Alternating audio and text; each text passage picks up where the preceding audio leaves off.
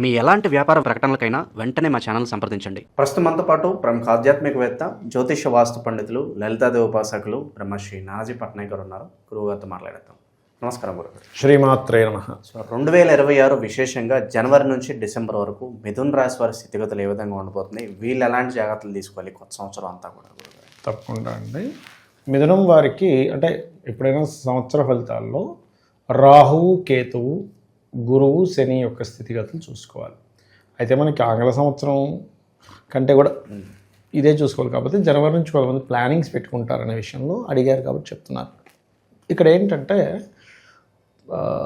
ఈ యొక్క అంశాలు చెప్తుంది నేనైనప్పటికీ కూడా చెప్పేసిన సాక్షాత్తులు తామవారిగా భావిస్తూ, ఫస్ట్ ఆఫ్ ఆల్ ఏంటంటే లగ్నంలో ఎప్పుడైతే గురువు ఉన్నాడో ఈ యొక్క మిథునం వారికి ప్రస్తుతం నడుస్తున్న గోచారరీత్యా ఈ గురువు సప్తమాధిపతి అవుతాడు, సప్తమ దశమాధిపతి అవుతాడు. కాబట్టి వీళ్ళకి కెరియర్ విషయంలో కెరియర్ యోగాలు ఇస్తూ, అందులో ముఖ్యంగా అకౌంట్ రంగాలు, ఫైనాన్స్ రిలేటెడ్ సంబంధించిన, టీచింగ్ రిలేటెడ్ సంబంధించిన ఇటువంటి వాటిల్లో బిజినెస్ మార్కెటింగ్ రిలేటెడ్ వాటి మీదంగా ఇస్తాడు. కాకపోతే ఈ సప్తమాధిపతి బాధకుడు అవుతాడు. కాబట్టి ఈ లగ్నానికి ఎంత శుభగ్రహమైనా బాధకుడు అవుతాడు. కాబట్టి కొంత వివాహ సంబంధించినటువంటి అంశాలలోని, అలాగే ఈ జాబ్ సంబంధించిన విషయంలో స్ట్రెస్ ఉంటుంది, ఒకవైపు ప్రోగ్రెస్ కూడా ఉంటుందని చెప్పుకోవాలి. అయితే వీళ్ళకి మిథునం వారికి సరిగ్గా జూన్ నుంచి ఈ గురువు ధనస్థానంలోకి వెళ్తాడు. ఎప్పుడైతే ధనస్థానంలో గురువు వెళ్తాడో, అది కాకుండా గురువు ఎగ్జాల్ట్ పొజిషన్, అది అంటే ఉచ్చస్థితిలో ఉంటాడు. ఎప్పుడైతే ఉచ్చస్థానంలోకి ధనస్థానంలోకి గురువు వెళ్తున్నాడో ధనపరమైనటువంటి అభివృద్ధి మనకి జూన్ నుంచి ఇంకా ఎక్కువగా ఉంటుంది అని చెప్పి తెలుసుకోవచ్చు. కాకపోతే వీళ్ళకి 3వ స్థానంలో కేతువు ఈ సంవత్సరం ఆల్మోస్ట్ ఎండింగ్ వరకు, అంటే ఒక నవంబర్ డిసెంబర్కి ముందు వరకు ఉంటాడు. కాబట్టి కొంచెం వీళ్ళు ఏదైనా అగ్రిమెంట్స్ చేసేటప్పుడు, లేదా ఎవరితోనైనా అన్నదమ్ములతో మాట్లాడుకునేటప్పుడు, అక్క చెల్లెలతో కానీ, లేకపోతే ఎవరితోనైనా ఏదైనా కమ్యూనికేట్ చేసేటప్పుడు, ఒక మెయిల్ పంపించేటప్పుడు, ఒక మెసేజ్ చేసేటప్పుడు కాస్త చూసుకొని చేయాలి, గుర్తుపెట్టుకోండి. ఓకే. అలాగే మరొక విషయం ఏంటంటే, ఇక్కడ గమనించినట్లయితే ఈ శని దశమ స్థానంలో ఉంటూ, గురువు లగ్నంలో ఉంటూ, గురువు 2వ స్థానంలోకి వెళ్తున్నందుకు జూన్ నుంచి ఈ సంవత్సరం వీళ్ళు ఏదైనా ఒక ప్రాపర్టీ, చిన్నది ఏదైనా ప్రాపర్టీ కానీ, చిన్నది పెద్దని కాదు, వాళ్ళకు ఉండే స్తోమతను బట్టి ప్రాపర్టీ తీసుకోవడం కానీ, ఏదైనా ఒక ఆభరణం కొనుగోలు చేయడం కానీ, ఇటువంటివి చూపిస్తున్నాయి. ఎందుకంటే 2వ స్థానంలో గురువు ఉన్నప్పుడు ఏంటంటే కుటుంబ స్థానంలోకి వచ్చాడు, ఫ్యామిలీ దానిలోకి వచ్చాడు. కాబట్టి మీకు ఫైనాన్షియల్ గ్రోత్ ఇస్తూ ఏదైనా ఒక వస్తువు మీరు ఇంటికి తెచ్చుకునేటువంటి స్థితిగతులను కూడా ఇస్తాడు ఇక్కడ. ఇక సంతాన సంబంధించినటువంటి విషయంలో వీరికి జూన్ లోపలే చాలా బాగుంది సంతానం విషయంలో చెప్పాలంటే. ఇంకోటి ఏంటంటే ఈ లగ్నంలో ఉండే గురువు 5వ స్థానాన్ని మరియు 7వ స్థానాన్ని, 2 స్థానాలని చూస్తాడు. కాబట్టి పర్టికులర్గా ఇక్కడ కలిగేటువంటి ఫలితాలు ఏమిటి అని చూసుకున్నట్లయితే, ఇది ఇష్టపడి వివాహం చేసుకునేటువంటి విషయాలు చాలా అనుకూలంగా ఉంటాయి. అంటే చక్కగా ఇష్టపడి వివాహం చేసుకోవడము, మరియు అదేవిధంగా ప్రేమించి వివాహం చేసుకోవడానికి చేసేటువంటి ప్లానింగ్స్ కానివ్వండి, ప్రపోజ్ చేయడానికి కానివ్వండి, పలానా వ్యక్తి ఇష్టము, అంటే మరీ చదువుకునే పిల్లల గురించి మాట్లాడట్లేదు, ఒక సెటిల్ అయ్యారు, పలానా వ్యక్తిని ఇష్టపడ్డారు, అలాంటి వాళ్ళకి వివాహం కోసం ఈ జూన్ వరకు అనుకూలత అయితే ఉంది అనేటువంటి చూపిస్తుంది. అలాగే వివాహం అయినటువంటి వారికి సంతాన యోగం కూడా ఉందని చెప్పుకోవచ్చు. స్నేహితుల ద్వారా కొంతవరకు వీళ్ళకి ఏదైనా కలిసి రావడము, లగ్నంలో గురువు ఉన్నప్పుడు 5వ స్థానాన్ని వీక్షిస్తాడు. కాబట్టి పంచమం అనేటువంటిది ముఖ్యంగా ఉపాసనా స్థానము. ఎవరైనా చూడండి, మిథున రాశి వాళ్ళు ఉన్నారు, ఇప్పుడు లగ్నంలో గురువు జూన్ వరకు ఉంటాడు. కాబట్టి ఈ జూన్ లోపల ఏదైనా ఉపనయనాది సంస్కారాలు చేసుకోవడానికి కానీ మిథునం వారికి చాలా అనుకూలంగా ఉంది. అలాగే ఏదైనా ఒక ఐడియా క్రియేటివ్గా ఏదైనా చేసినప్పుడు కలిసి రావడం, సంతానం కోసం చేసే ప్రయత్నాలు కలిసి రావడం, ఇవి బలంగా చూపిస్తున్నాయి. అందులో ఎటువంటి సందేహం లేదు. అయితే ఇక్కడ దశమ స్థానంలో శని మంచివాడే. కాకపోతే ఏంటంటే దశమంలో శని ఉంటే ఆ యొక్క శని ఎనర్జీస్తో గురువు లగ్నంలోకి వచ్చున్నాడు. కాబట్టి జాబులో కాస్త ఎక్కువ వర్క్ స్ట్రెస్ ఉంటుంది. కాకపోతే వీరికి 9వ స్థానంలో రాహు ఉన్నందుకు పితృదేవత ఆరాధన ఎంత చేస్తే అంత మంచిది. న్యాచురల్గా వీరు చేయవలసింది ఏంటంటే లలిత అమ్మవారి ఆరాధన చేయాలి, లేదా లక్ష్మీదేవి యొక్క ఆరాధన చేయాలి, ఇలాంటివి.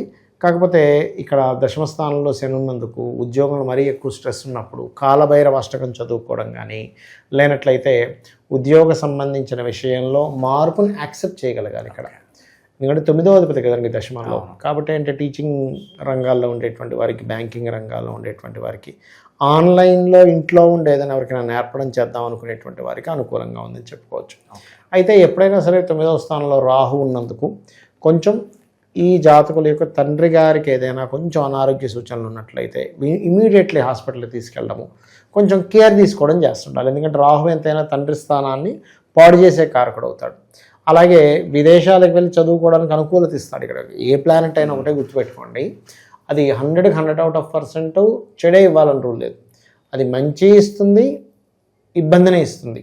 చెప్పాలంటే ఇబ్బంది ఏమిటి, జాగ్రత్తలు ఏం తీసుకోవాలి అంటే తండ్రి గారి ఆరోగ్యము, బ్యాంక్ ట్రాన్సాక్షన్ చేసేటప్పుడు కొంచెం చూసుకొని చేయాలి. కానీ ఎప్పుడైతే విదేశాలకు వెళ్ళి అక్కడ చదువుకుందాం అనుకుంటుంటారో అటువంటి వాటికి చాలా చాలా అనుకూలంగా ఉంది, అందులో ఎటువంటి సందేహం లేదు చెప్పాలంటే. ఇక వీరికి వివాహ సంబంధించిన విషయం అయితే అనుకూరుతుందని చెప్తున్నాము. కాకపోతే ఇక్కడ ఏంటంటే కొంచెం ఈ లగ్నంలో ఎప్పుడైతే శని గురువు వచ్చి ఉన్నాడో జూన్ లోపల వీళ్ళు వెతకపోయినా ఏదో సంబంధం రావడం, వాళ్ళు తొందర పెట్టడం, ఇదేంట్రా బాబు ఈ స్ట్రెస్ ఎక్కువైపోయింది అనుకోవడం, ఇటువంటి ఫలితాలు ఎక్కువగా జరుగుతూ ఉంటాయి వీరికి. అయితే వీరు ఏదైనా ఇంకా తప్పదు, ఒక్కోసారి ఏదైనా ఒక అగ్రిమెంట్ చేయడానికి వెళ్ళాము, 3లో కేతు ఉన్నాడంటే 3లో కేతు మంచివాడే, కానీ అగ్రిమెంట్ చేసేటప్పుడు మాత్రం మంచివాడు కాదు.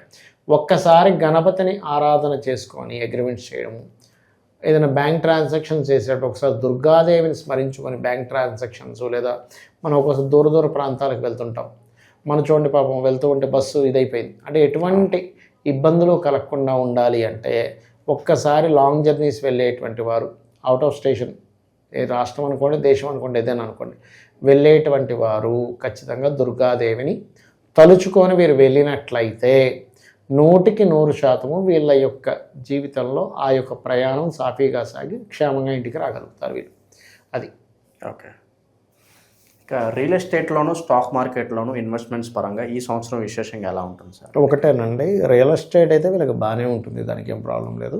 స్టాక్ మార్కెట్ దగ్గరికి వచ్చేసరికి మాత్రం అది కంప్లీట్గా వేరే యోగం. అది అంటే 2, 5, 8, 11 స్థానాధిపతులు ఎవరైతే ఉంటారో 2, 5, 8, 11 కారకులు. అంటే ఈ లగ్నానికి ఎవరు, మిథునానికి కనుక చూసుకుంటే చంద్రుడు 2వ అధిపతి, 5వ అధిపతి శుక్రుడు, 8వ అధిపతి శని, లాభాధిపతి కుజుడు మిథున లగ్నానికి. సో ఈ కుజుడు, శని, చంద్రుడు, శుక్రుడు వీళ్ళ ప్లానటరీ పొజిషన్స్ బాగుండాలి ఎప్పుడైనా మిథునం వారికి. ఇవి బాగున్నాయి, కనీసం ఒక్క నీచభంగ రాజయోగం లేదా ఒక విపరీత రాజయోగం ఉంది. విపరీత రాజయోగం, నీచభంగ రాజయోగం అంటే ఏమిటి? విపరీత రాజయోగం అంటేనేమో 6, 8, 12 అధిపతులు 6, 8, 12లో ఉండడం. నీచభంగ రాజయోగం అంటే ఏదైనా ఒక గ్రహం నీచం పొంది అది ఉచ్చ స్థితిలోకి వెళ్ళడం.